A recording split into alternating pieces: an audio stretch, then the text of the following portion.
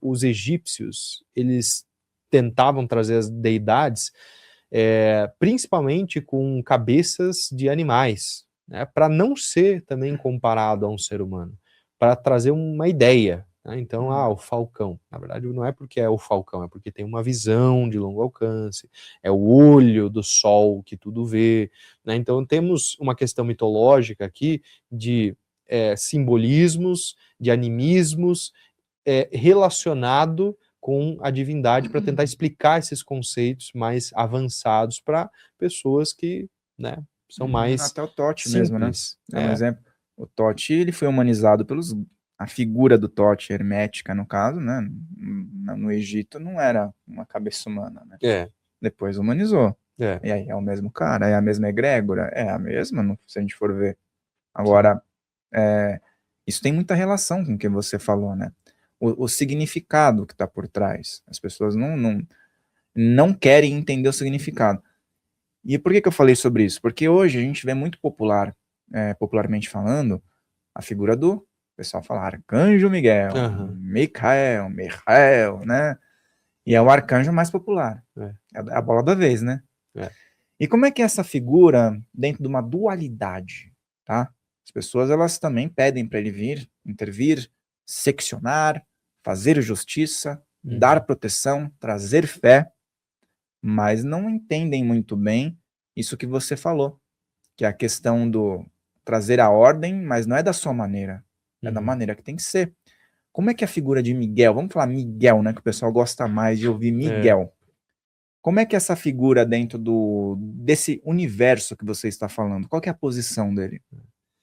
É interessante porque Miguel, o arcanjo Miguel, ele vem da ideia de Micael, do hebraico, que quer dizer aquele que é como Deus, né? Ou aquele, é uma pergunta, né? Quem é como Deus?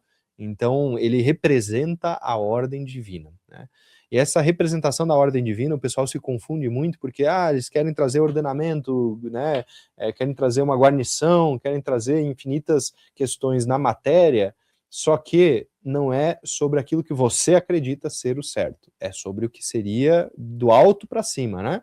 Então ele representa a espada da lei, a ordem num local divino, num local quase determinístico. Então o seu livre-arbítrio, aquilo que você quer, não interessa tanto, tá? Para essas hierarquias. Mas aí que está a grande magia da coisa, porque você usar a energia Micael vai te trazer para mais próximo de Deus. É inevitável. E se você estiver fazendo merda, ele vai consertar, ele vai te dar uns puxão de orelha, né? Ele vai te botar um pouco mais ajustado ali. Nesse ajustamento, a gente tem aquilo que é conhecido como ordem divina, de fato. Agora, tem uma questão muito interessante, que é o dualismo que existe e toda essa ideia por trás, né, da batalha dos céus. Então, quando a gente olha para uma estrutura dualista da realidade, a gente vai olhar para essa ideia de que existe uma força do bem e existe uma força do mal. Sabe uma coisa interessante? O pessoal desconhece a verdadeira origem da batalha dos céus. A origem da batalha dos céus, ela começou com essa rebelião de Lúcifer. E a rebelião de Lúcifer, ela se deu com um grupo de anjos que estavam junto ali com Satanás, vamos dizer assim, na linguagem popular, e eles lutaram contra o grupo de anjos que estavam ali em prol de Deus, governados, né, com o comandante Micael. E aí Miguel e Satanás tiveram esse confronto. Beleza, essa batalha dos céus é bem conhecida. O que não é conhecido, que é o mito iniciático da queda de Lúcifer, é justamente que Lúcifer, na batalha, tomou um golpe no seu diadema. E aí esse golpe da espada da lei de Miguel, ele fez quebrar o terceiro olho de Lúcifer, que era um diadema de esmeralda, e essa esmeralda caiu junto na terra. Então, a visão do anjo, que era o mais belo, o mais próximo e poderoso, que era o Lúcifer, caiu na terra como a dualidade, simbolicamente, né? Se fragmentou no dual e caiu aqui. E aí os mitos iniciáticos vão falar que um pedaço dessa esmeralda virou o Santo Grau, que era o cálice, inclusive, de Jesus Cristo, e o outro pedaço virou a tábua de esmeralda. Então, eles vão trazer essa mitologia, essa lenda iniciática, que ela tem uma representação. E eu acho que é aqui que o pessoal começa a confundir, tá? Por quê? Aqui está o fogo de Prometeus, né? O Prometeus, na cultura, vamos dizer, greco-romana, né, para expandir um pouco, ele vai ser aquele que rouba o fogo do Olimpo, que só existia nos deuses, e traz para a humanidade. Então eu acredito que Lúcifer, nesse sentido, ele também é esse ser. E aqui eu vou falar uma coisa extremamente polêmica, porque Jesus foi um Lúcifer. Jesus foi Lúcifer em sua vida aqui na Terra, porque ele trouxe a luz para a humanidade. E aí a gente precisa olhar para a etimologia da palavra, luxiferris. Lux, luz, ferris, trazer. Então, Lúcifer nunca foi um substantivo, não é um personagem, é um postulado. É um trono, é uma postura de existência. Aqueles que trazem a luz dos céus para a terra, logo, são Lúcifer. E essa ideia, obviamente, ela foi corrompida pela igreja, porque eles precisavam corromper isso. Eles precisavam fazer com que o povo acreditasse que isso era mal. Essa luz era ruim. E a nossa luz da igreja é a luz boa. É só essa que traz a salvação, por intermédio da igreja. Inclusive corrompendo assim a origem da palavra religião, que não é religare, é relegere. É relembrar e não religar. Porque religar pressupõe que em algum momento a gente esteve desligado. E a gente não está desligado da fonte. A gente só se esqueceu. O seu trabalho é relembrar, é acordar. E a gente acorda com a luz dessa sabedoria maior, que nada tem a ver com Satã, Shaitan, que é outra palavra. E é aí que o pessoal confunde. Lúcifer não é Satã, gente. São duas coisas diferentes. Shaitan é o adversário, na etimologia original do hebraico, né? É adversário. Depois o grego também, que tem mais passagens com a palavra Satã no Novo Testamento do que no Velho. Então, a gente pega do grego e do hebraico, os dois são adversários. Tá? O adversário, não necessariamente, ele vai ser do mal. Óbvio que o adversário de Deus, que é a fonte do bem, seria entendido como o mal supremo. Só que aí a gente precisa pensar, tá, mas Deus vai criar o mal para quê então? Né? Só para ele ter com quem brigar? Será que ele queria fazer uma treta multidimensional em escala cósmica, assim, só para se divertir? E aí existe essa questão do adversário ser aquele que provoca também você. Então, existe uma função divina em Satã. E aqui eu não quero que você entenda que, não, siga Satã de alguma forma e tal. Não é isso, gente. Não é.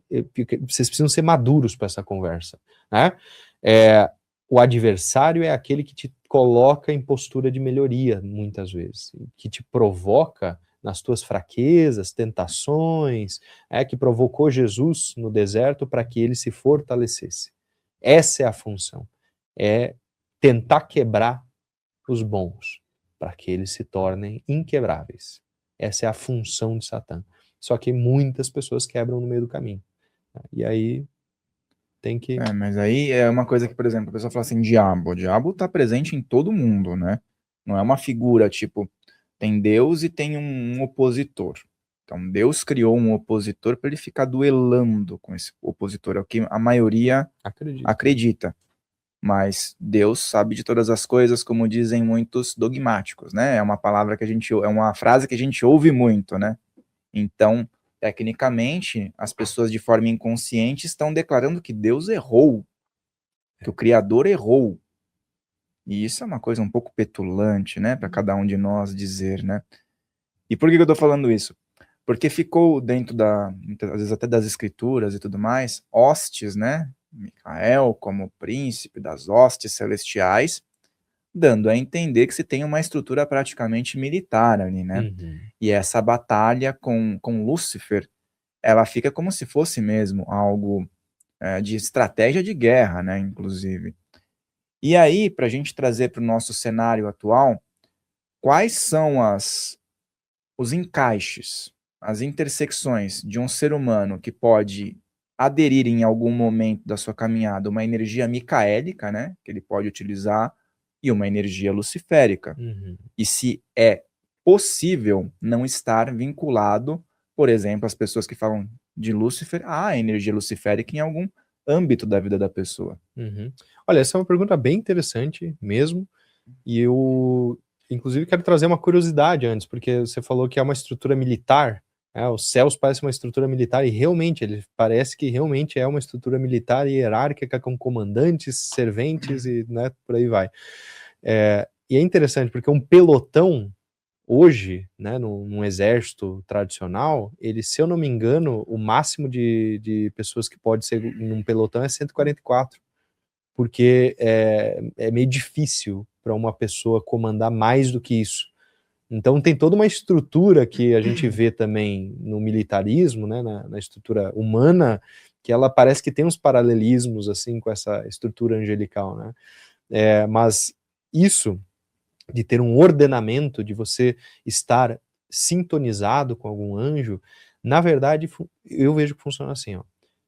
A gente sempre está sintonizado com alguma força angelical. É impossível você não estar vivendo algo assim, porque isso é quase como um modus operandi, é quase como um software. Então é como se eu falasse assim: você é um computador, tá? O seu corpo é uma máquina, um computador. Você tem que operar em algum sistema, senão o computador não vai funcionar. Ele vai ser só um pedaço de né, hardware ali, assim como o nosso corpo. E a nossa alma, ela sempre está sintonizando em alguma frequência dessa forma, operando em algum sistema operacional específico. Algumas pessoas têm tendência a operar mais em um e alguns mais em outro. Mas eu vejo que a gente pode sintonizar de forma ativa. Por exemplo, eu quero e eu vou sintonizar na força Micael, na força Rafael, na força Raziel, e por aí vai.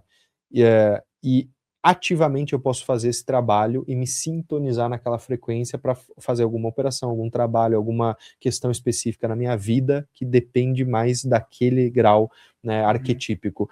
Ou não, ou inconscientemente eu posso estar vibrando mais em um, mais em outro, meio que sendo guiado, por essa força, mas eu vejo muito mais como uma sintonização de frequência.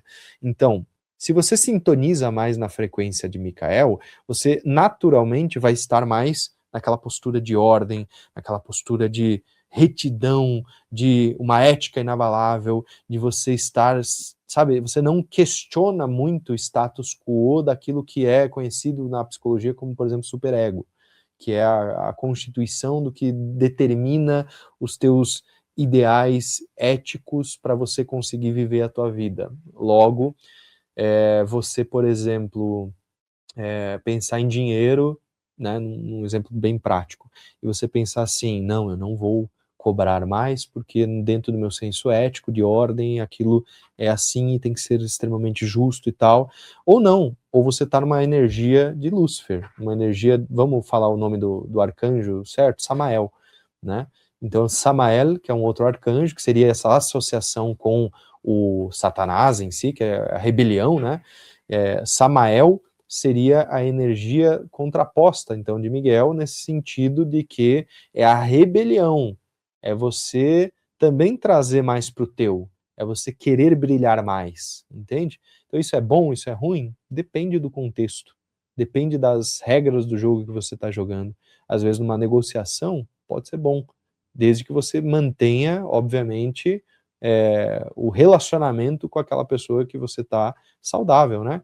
Mas em certos momentos da vida, por exemplo, na adolescência, a gente tem uma energia muito mais samaélica do que micaélica, vamos dizer assim, né?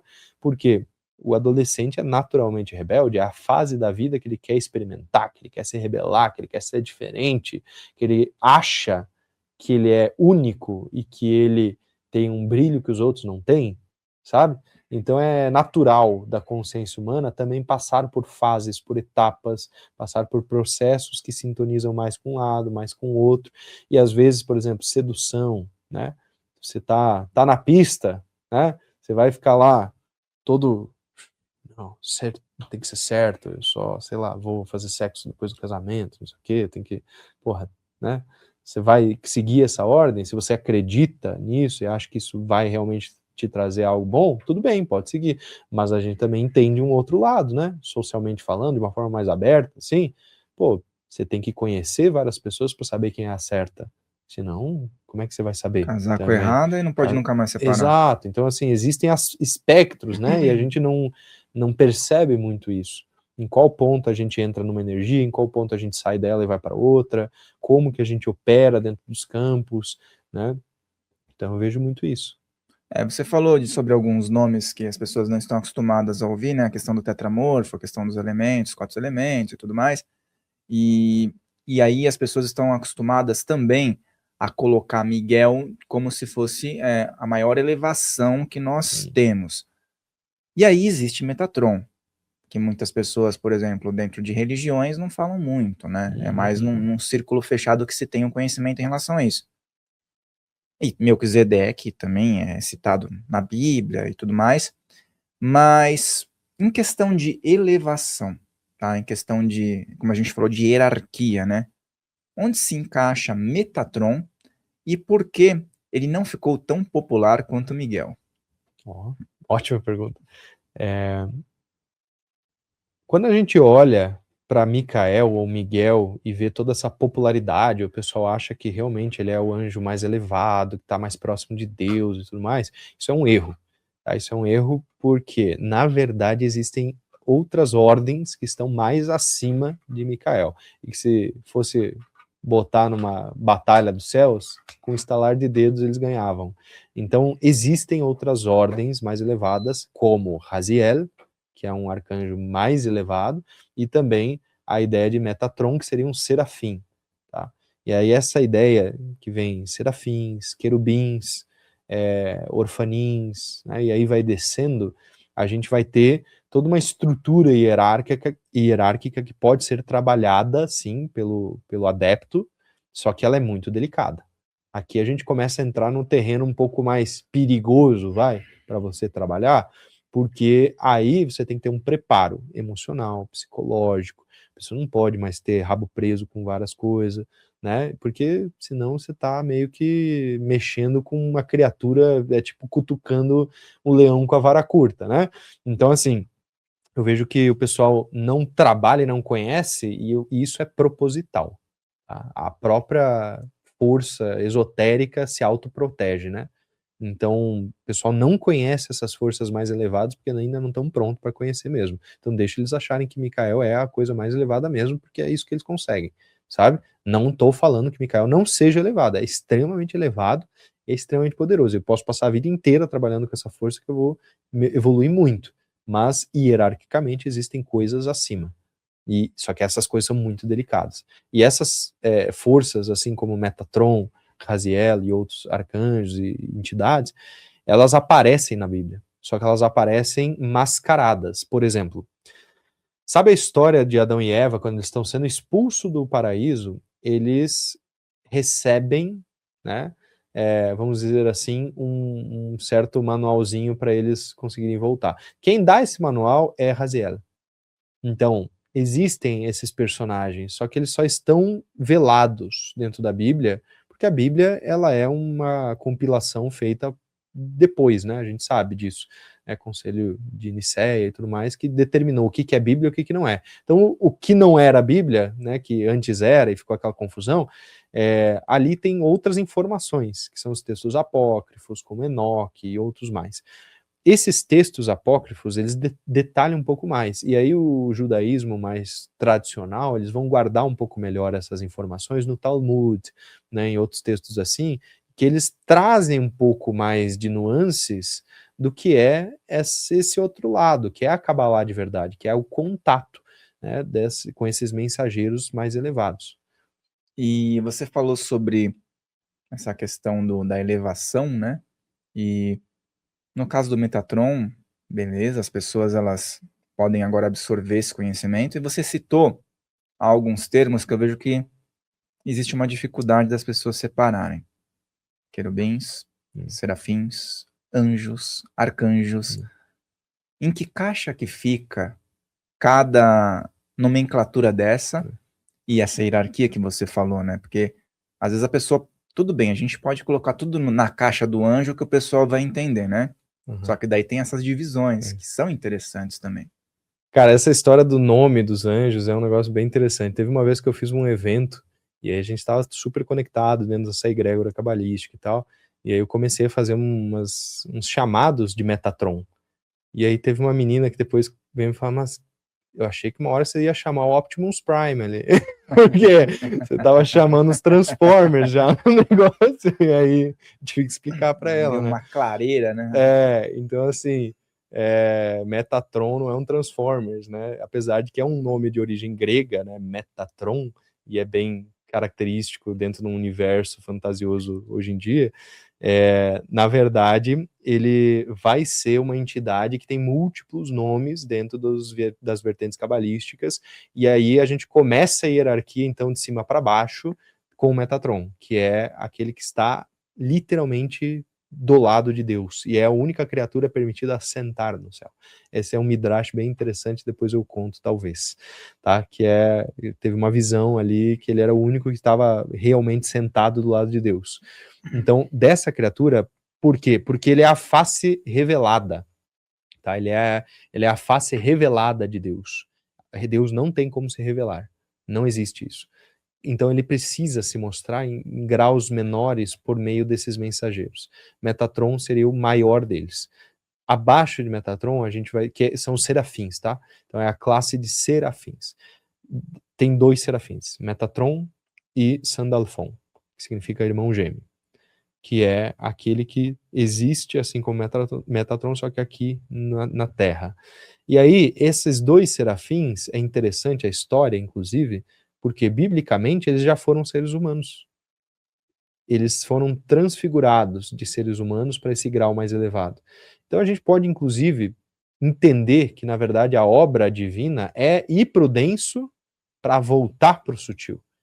E essa é a mensagem que eles querem falar, sabe? Por quê?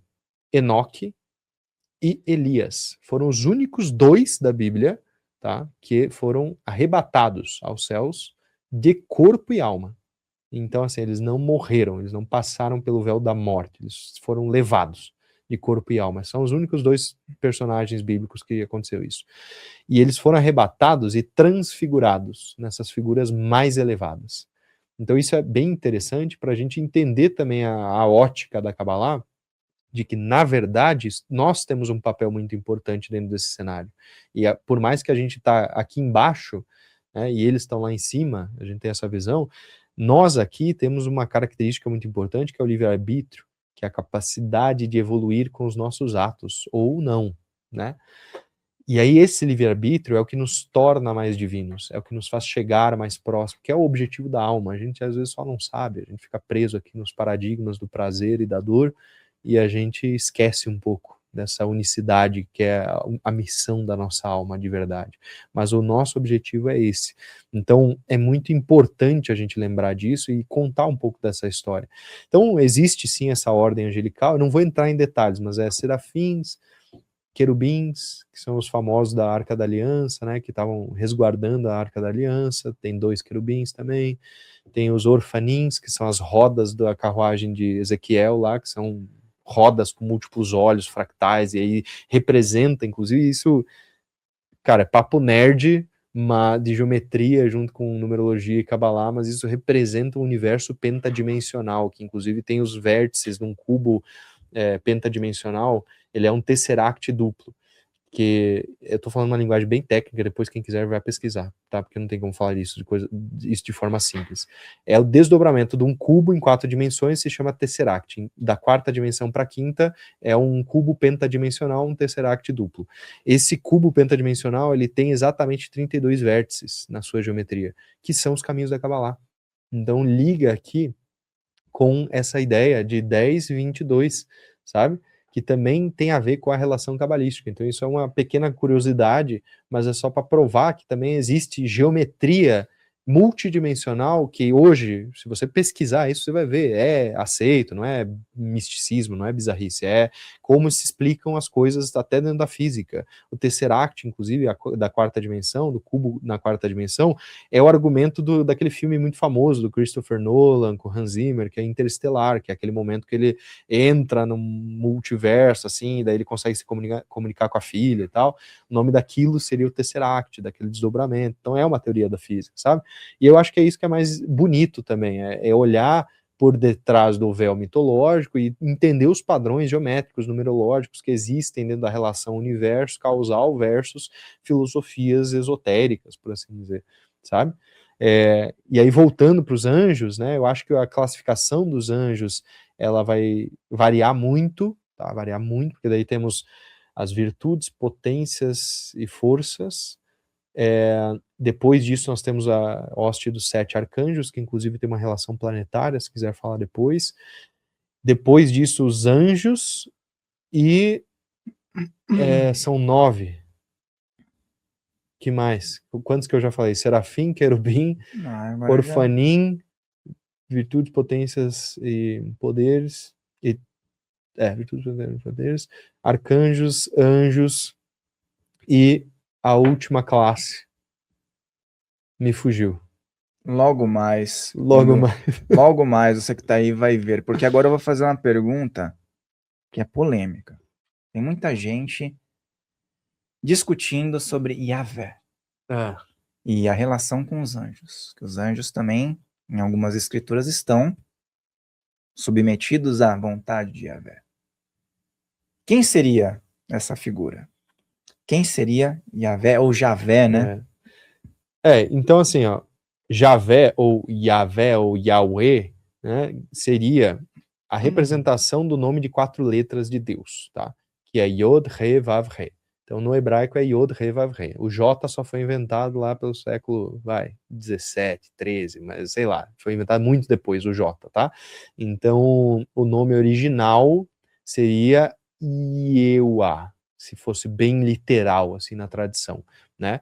Mas a gente vai ter que entender que, além da nomenclatura, ela tem um conceito por trás, que os gnósticos, eles olham muito como um demiurgo, como um deus, que na verdade não é Deus, mas sim um criador.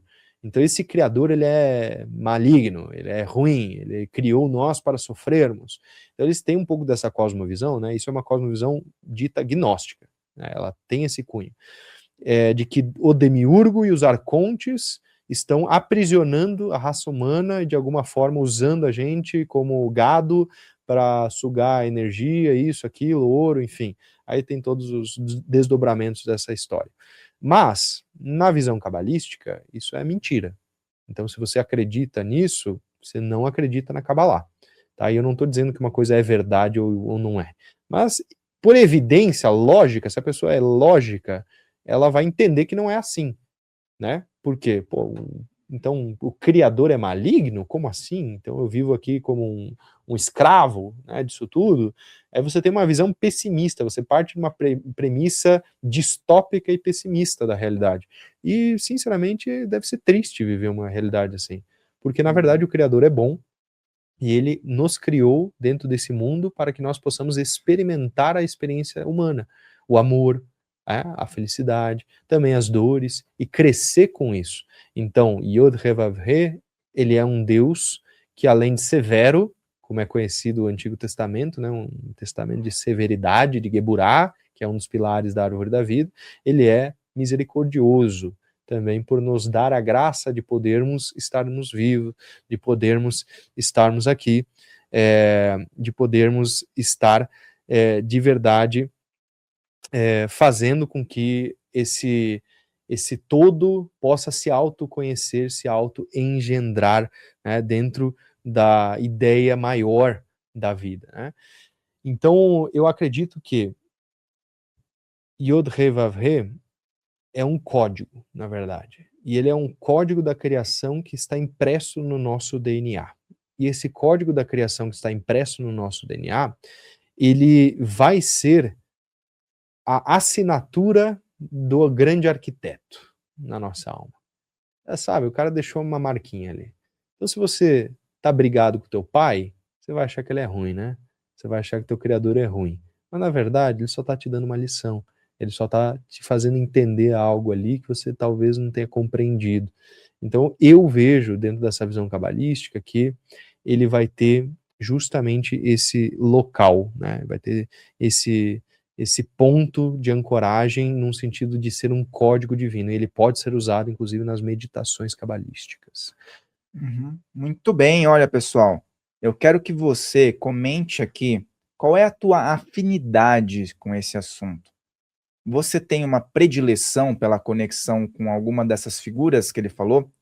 Tem vários tipos de arcanjos, vários tipos de raios, vários tipos de conexões, vários tipos de modos de você ter conexão com algo sagrado. Qual é o modo que você escolheu? Qual é o caminho que você quer seguir a partir de hoje? Ele vai colocar elementos poderosos aqui para que você possa ter intersecções salutares em relação a isso. Vamos falar então sobre a questão anjos, mas num sentido assim, que eu já ouvi também muitas pessoas colocando advertências sobre a maneira de você invocar, de você ritualizar, né? E até mesmo existem alguns processos que as pessoas fazem que são muito intimistas, né? E que muitas vezes podem ter algum risco ou consequência se a pessoa não fizer de maneira adequada? Perfeito. Só fazendo um adendo, que a classe de anjos que faltou é antes dos arcanjos, que são os principados. Então, é os principados, arcanjos e anjos aqui mais próximos, né? Bingo! E aí, sobre essa questão, então, dos riscos de se entrar em contato com anjos ou qualquer entidade. Sempre há um risco. Sempre há risco de obsessores, sempre há risco de enlouquecer, tá? Não é uma coisa, vamos dizer assim, tão fora da normalidade. Óbvio que é mais difícil, mas você, se você não está preparado de alguma forma, psicologicamente, isso pode bagunçar suas estruturas. Assim como se você não está preparado para entrar em contato com uma medicina da floresta, isso também pode bagunçar suas estruturas internas. Então, o trabalho com forças maiores, ele é muito delicado. E eu digo que é por isso que ele é velado, tá? Por isso que ele não é popularmente algo conhecido. São poucas pessoas que realmente trabalham com essas forças, sabe? Então eu vejo que assim, é importante ter um preparo, é importante ter uma iniciação. As iniciações, elas servem para isso, para preparar o adepto, a pessoa. Então, você quer? Então tá bom, então vamos passar por uns testezinhos aqui, vamos te preparar, vamos, sabe, te fazer ficar mais sólido de verdade, esse teu diamante bruto, para que você consiga encarar isso de frente e entender. Mas eu não quero que o pessoal tenha medo, de alguma forma, tá? Porque o medo, ele é uma energia que te afasta. O medo, ele é uma energia que te afasta da fonte. O medo é uma energia que te adensifica e não te deixa, de verdade, seguir a tua máxima potência enquanto ser humano. Então, dentro de um espectro de coragem e responsabilidade, o trabalho com anjos e com entidades mais elevadas, ele vai ser um trabalho que exige do adepto um treinamento. E é esse treinamento que o pessoal, às vezes, pula um pouco, né? Então, eu vejo que, assim, num grau introdutório, é legal, por exemplo, Salmos é muito legal, só que o Salmo pode ser desdobrado num negócio muito mais profundo, além da introdução, então, mas assim, sendo uma coisa mais de boa, assim, para o pessoal começar, eu acho que Salmos, eu acredito que acender vela no altar para a força Micael, Rafael, né, fazer aquele chamado padrão, né, fazer aqueles 21 dias, fazer essas ritualísticas padrões que a gente encontra por aí, sabe? Até mesmo as coisas mais, vamos falar assim, uma angiologia meio iorubá, que seria a ideia do pessoal fazer banho de ervas e associa às vezes com a energia do anjo, de uma vela de 7 dias por Isolar um pouco. que o pessoal faz essas práticas que na verdade são mais... Camarinha, né, que o pessoal faz isolamento, tá ligado àquela questão do anjo guardião. Exato, também, exato. Então assim, eu acho que tem essa intersecção cultural que é muito saudável e ela funciona, né, que é esse magiado mais... seria a baixa magia, que a gente fala dentro da ideia esotérica, tem a alta e a baixa magia. Então a baixa magia é tudo que tem a ver aqui com essa relação terra, tanto para finalidade, tipo cura, relacionamento, dinheiro, sabe, coisas da matéria, e a alta magia seria aquilo que tem relação com o espírito, com o contato com o divino, com a retificação da alma de verdade, independente se você vai ganhar ou perder algo aqui na matéria. Então, eu acho que essa é uma questão que a gente tem que separar um pouco. A magia angelical, ela é uma alta magia, ela não é uma baixa magia. Só que você começa com a baixa, geralmente por interesses do ego, por questões de necessidade momentânea aqui, e você vai evoluindo então para um trabalho mais fino, um trabalho mais devocional, inclusive, um trabalho de você se abrir a nível de consciência para algo maior e mais elevado, que seria esse contato com as entidades mais profundas, que também exige mais maturidade e responsabilidade para não cair.